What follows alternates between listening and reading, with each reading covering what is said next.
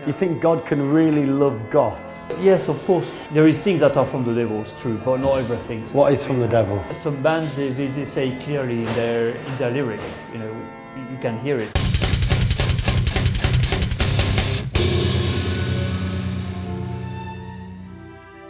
From American church groups destroying Beatles records in the 60s, to Norwegian black metal bands burning churches in the 90s, Christians and rockers have had a volatile relationship, to say the least.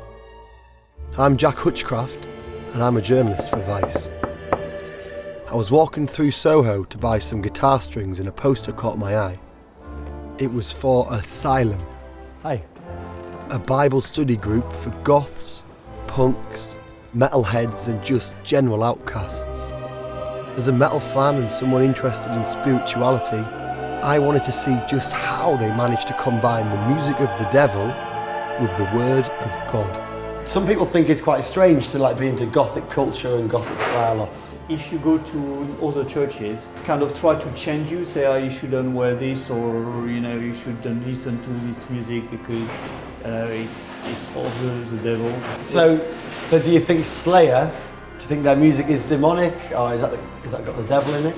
I like the imaging. They have fantastic artwork.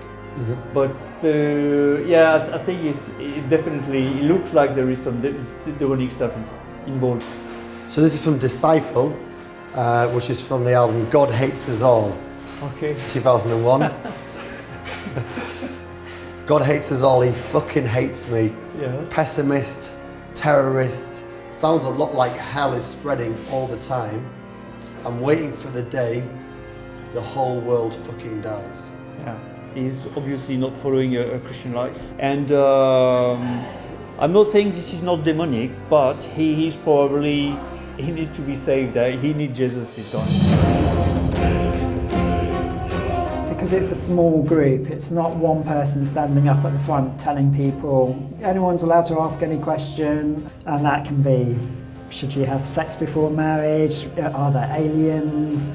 But I think there's an advantage with the alternative scene because there's a lot of spirituality going on. You've got sort of Satanist bands and talking about death and sex and all this sort of stuff, so it's all quite spiritual and intense, and that kind of suits us. We've got intense spirituality, but it's just positive rather than negative. To me, it's the light in the darkness.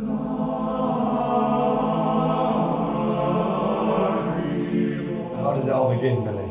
Asylum started many years ago, handing out flyers for people into metal or goths or punks or whatever it is that they might be. Just kind of grew from there. What did it say on the flyers? Jesus is very fond of punks and metalheads. Right. Anybody can be a Christian. What you class as your stereotypical image of a Christian. Yeah. Or somebody who looks like Alice Cooper.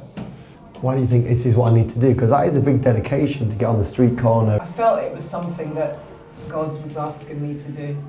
After a while I just said, well God, if you want this to happen, you're going to have to make it happen. Yeah. Because I'm not doing it. So God made it happen. For a long time perhaps it's a misconception that you can't live a spiritual life or Christian life and be into metal or be a goth. Well, God never said that you couldn't be a Christian and a goth or a metaler or a biker. Do you think if Jesus was alive now he'd be a goth? He'd probably be a biker because he needs to travel. Right. So a lot of people think it's really weird to like Slayer and Gorgoroth and a lot of anti-Christian bands, but then still be a Christian. For me personally, I had to get rid of a lot of the old music that I used to listen to. What like? And what Slayer, God Hates Us All. Yeah, that's obviously problematic. Yeah, it's problematic. I'm a big fan of Alice Cooper. Yes, and, yeah, me too. He's a Christian.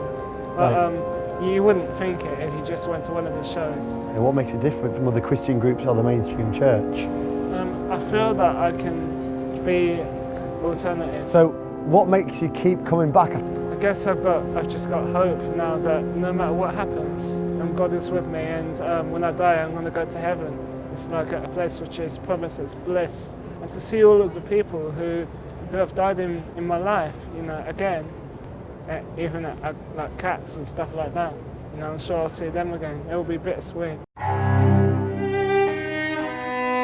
Do you ever feel conflicted by like listening to certain types of music or certain bands? I'm not going to listen to anything that is slagging off Jesus. Well, when people think of Christian music, immediately they think of Cliff Richard. They don't think of Alice Cooper, they don't think of Megadeth, but Jesus said, come as you are. We're desperate for salvation, and to me that's where I wear black, because it's like, you know, the world is broken. It's the hope of Christ that gives me purpose in life.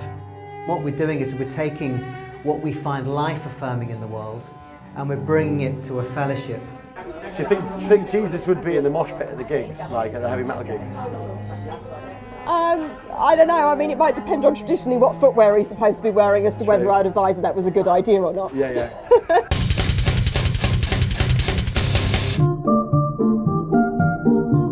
I am overwhelmed with troubles and my life draws near to death.